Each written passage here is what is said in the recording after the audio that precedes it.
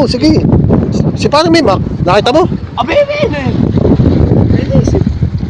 Ba?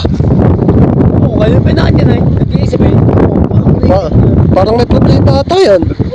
Punta mo. Bakit ba? Nakakaya. Baka masyadong malalim yung iniisip niya. Sabi ba? Ay, Para namang ginagawa mo dyan? kita-kitang mamiming eh. Tatanungin mo. Nasaan yung pamingwit mo? Hindi makita. Paano kung makikita? Wala nga ako nakikita. Bakit bulag ka ba? Wala nga ako nakikita pamiwas mo. Namiming ka ni. Nasaan nga yung pambingwit mo? Hindi mo ba nakakikita talaga? Hindi. Nakakatahay ko ah.